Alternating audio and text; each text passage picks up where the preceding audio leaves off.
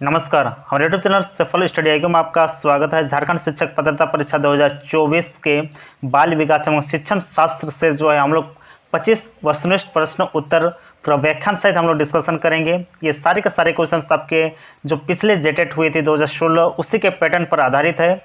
तो यहाँ पर जो जेटेट का मॉडल सेट पेपर हम लोग 3 नंबर का लाए हैं। इससे पहले मॉडल सेट पेपर 1 और 2 हमारे प्लेलिस्ट में आपको देखने को मिल जाएंगे। पर सबसे पहला क्वेश्चन है, शिक्षा का प्रमुख उद्देश्य क्या है। आपके सामने 4 ऑप्शन है कि ज्ञान का संचयन, ठीक है। शिक्षा का प्रमुख उद्देश्य ज्ञान का संचयन तो है, नौकरी प्राप्त करना, ये भी नौकरी प्राप्त तो करते हैं शिक्षा का जो है ग्रहण करके, व्यक्तित्व का विकास और लास्ट में धन कमाना। तो यहाँ पर जो इसका सही आंसर होगा कि शिक्षा का प्रमुख उद्देश्य जो होना चाहिए वो व्यक्ति के समग्र विकास करना ही जो है शिक्षा का प्रमुख उद्देश्य होना चाहिए, जिसमें नैतिक, मानसिक और शारीरिक विकास शामिल हो। तो यहाँ पर इस ऑप्शन के अनुसार यहाँ पर ऑप्शन नंबर सी सही होता है कि शिक्षा का प्रमुख उद्देश्य जो है व्यक्तित्व का विकास यानी पर्सनैलिटी डेवलपमेंट होना चाहिए। नेक्स्ट क्वेश्चन की तरफ हम लोग चलते हैं, शिक्षा मनोविज्ञान किससे संबंधित है।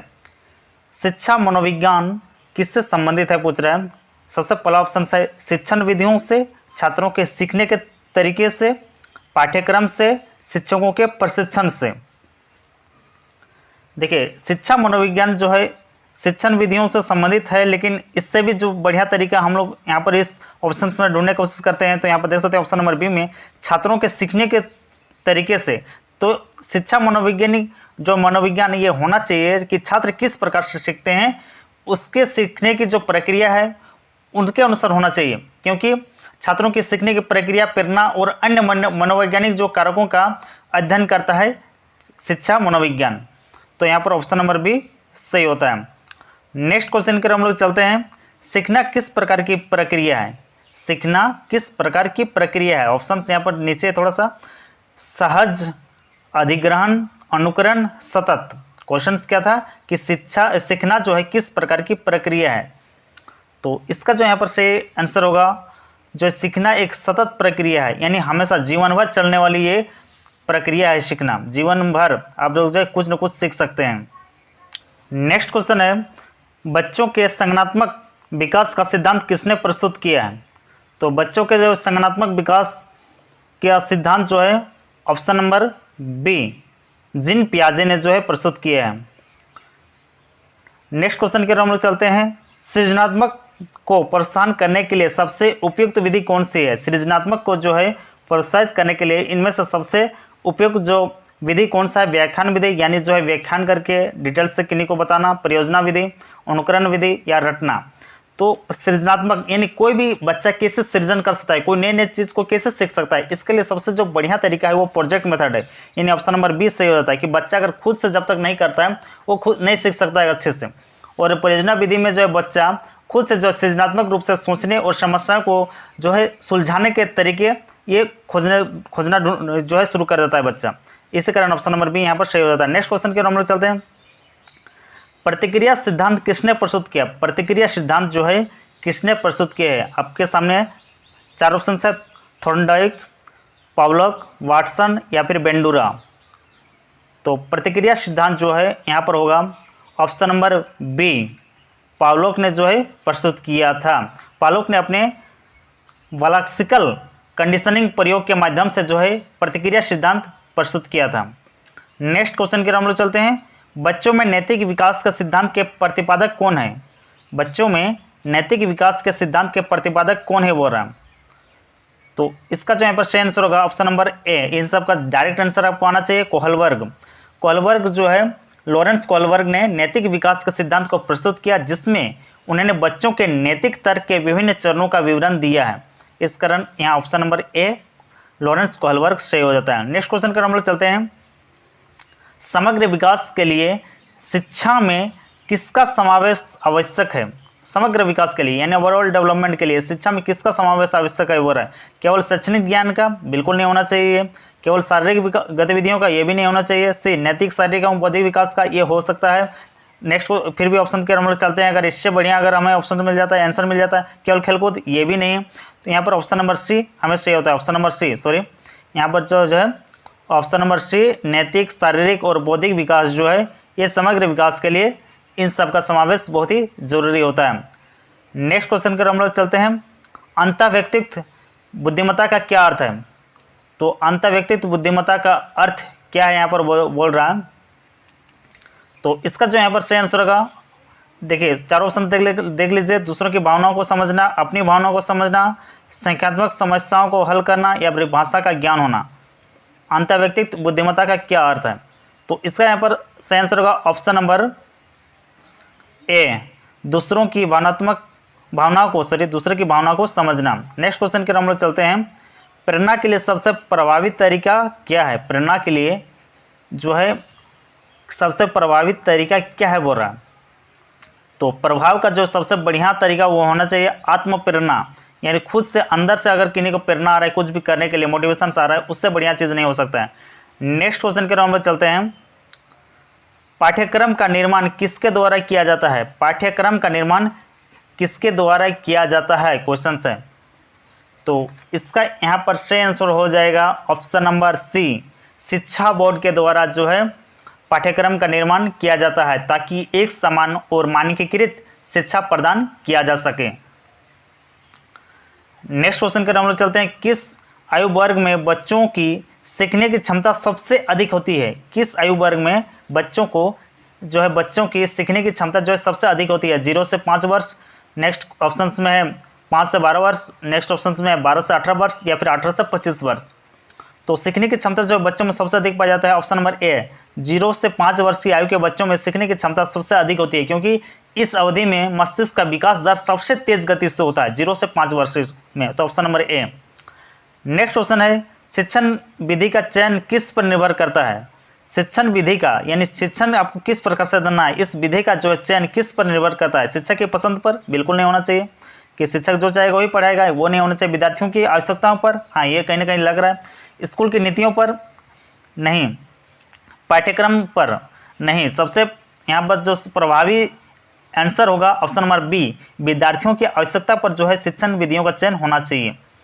नेक्स्ट क्वेश्चन के हम लोग चलते हैं। समूह चर्चा का मुख्य उद्देश्य क्या है? ग्रुप डिस्कशन जो बच्चों को आपस में करवाते हैं, इसका मुख्य उद्देश्य क्या है बोल रहा है? ऑप्शन नंबर ए, अनुशासन बनाए रखना, नहीं। शिक्षक का कार्यभार कम करना, ये भी नहीं होगा। छात्रों के विचारों का आदान प्रदान, ये कहीं ना कहीं लग रहा है, लेकिन नेक्स्ट ऑप्शन के हम लोग चलते हैं। पाठ्यक्रम को पूरा करना, नहीं। ऑप्शन नंबर सी हो जाएगा कि छात्रों के जो विचार है वो एक दूसरे में आदान प्रदान हो सके, उसके लिए जो हम लोग ग्रुप डिस्कशन कराते हैं। समूह चर्चा में छात्रों का जो अन्य छात्रों में हो सकता है कि अच्छा विचार हो, दूसरे छात्रों में कम जो है मंद बुद्धि वाला हो, तो उनमें जो है दूसरे के छात्रों के विचार एक दूसरे से वो आदान प्रदान कर सके। बाल विकास का तात्पर्य किससे है? बाल विकास का तात्पर्य किससे है? ऑप्शंस नीचे दी गई है। केवल शारीरिक विकास से, केवल मानसिक विकास से, केवल सामाजिक विकास से, या फिर शारीरिक, मानसिक, सामाजिक और भावनात्मक विकास से। तो आपको समझ में आ गया होगा कि जो है बाल विकास का तात्पर्य जो है ऑप्शन नंबर डी, शारीरिक, मानसिक, सामाजिक और भावनात्मक विकास से है। नेक्स्ट क्वेश्चन के हम लोग चलते हैं। किस मनोवैज्ञानिक ने संज्ञानात्मक विकास का सिद्धांत प्रस्तुत किया था? आपको आना चाहिए इस क्वेश्चन का आंसर।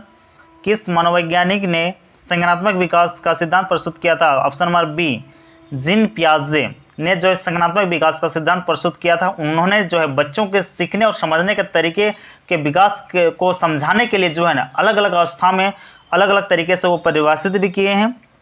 नेक्स्ट क्वेश्चन के हम लोग चलते हैं। सामाजिक अधिगम का सिद्धांत किसने जो है दिया है? सामाजिक अधिगम का सिद्धांत किसने दिया है?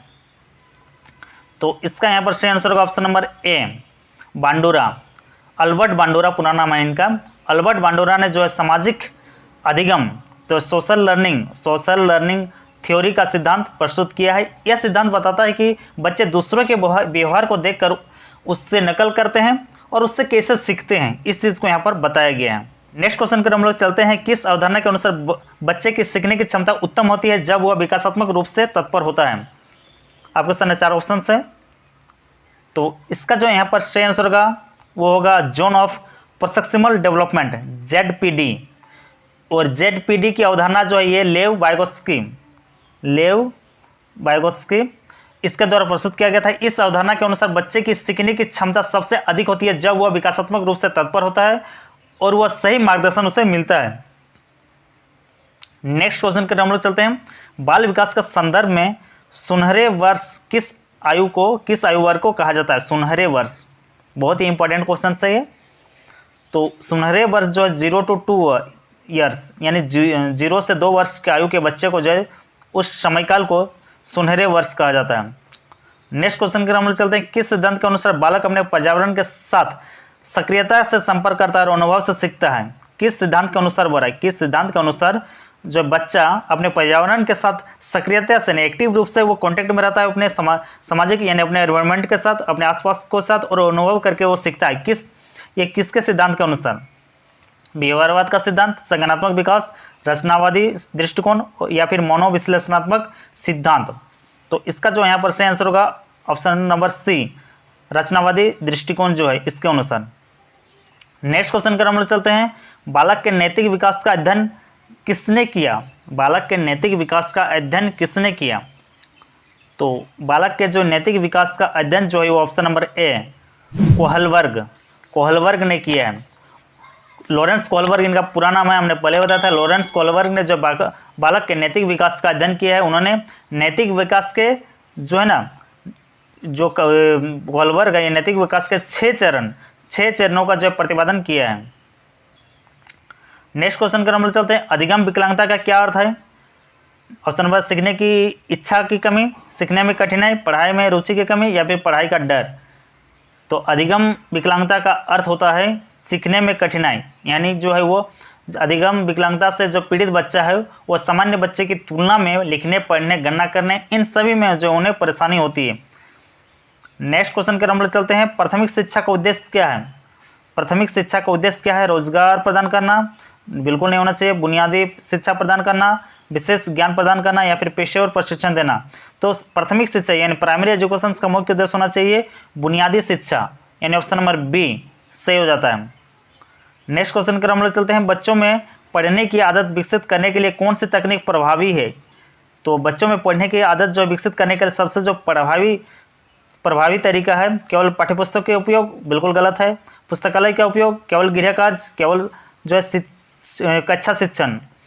तो यहाँ पर सबसे प्रभावी तरीका अगर बोला जाए तो वो पुस्तकालय हो सकता है, लाइब्रेरी में जो है बच्चे की पढ़ने की आदत इसलिए बढ़ जाती है क्योंकि वहाँ वो और भी उस तरह के बच्चे को पढ़ते हुए देखता है, यानी उसका जो सामाजिक जो बैकग्राउंड है वो समाज से वो बहुत इस तरह से देखता है कि सभी बच्चे पढ़ रहे हैं, तो उससे अंदर से इस तरह से जिज्ञासा आती है कि हमें भी पढ़ना है। तो लाइब्रेरी जो है सबसे प्रभावी जो है यहाँ पर आदत है कह सकते हैं, और लाइब्रेरी में उसे बहुत सारा बुक भी मिलता है, उस बुक्स से देख के वो बहुत सारी चीज़ों को भी सीख सकता है। इस सेट का आज का आखिरी क्वेश्चन समायोजन चैप्टर से, समायोजन का सबसे महत्वपूर्ण उद्देश्य क्या है? और ये जो क्वेश्चन हम लाए हैं सेट नंबर 2 का है। आप लोगों के लिए हमने जो है क्वेश्चन छोड़ दिया था और आंसर बताने को बोला था, तो यहाँ पर हम आपको आंसर बताएंगे कि समायोजन का सबसे महत्वपूर्ण उद्देश्य वो होगा ऑप्शन नंबर बी, व्यक्तिगत और सामाजिक संतुलन बनाना। व्यक्तिगत यानी पर्सनल अपना, और सोशल समाज के प्रति बैलेंस करके चलना, ये जो समायोजन का सबसे महत्वपूर्ण उद्देश्य होना चाहिए। ऑप्शन नंबर बी सही होता है। तो आपको ये सेट कैसा लगा बताना है कमेंट बॉक्स में, और इस तरह का और भी अगर एमसीक्यू क्वेश्चन आप चाहते हैं झारखंड शिक्षक पात्रता परीक्षा से संबंधित, तो आप हमारे कमेंट बॉक्स में कमेंट करके बताइएगा, या फिर इस प्रश्नों में क्या कुछ सुधार करना चाहते हैं, आपकी अपनी राय हमारे कमेंट बॉक्स में जरूर बताइएगा। तब तक के लिए धन्यवाद। जोहर, जय हिंद।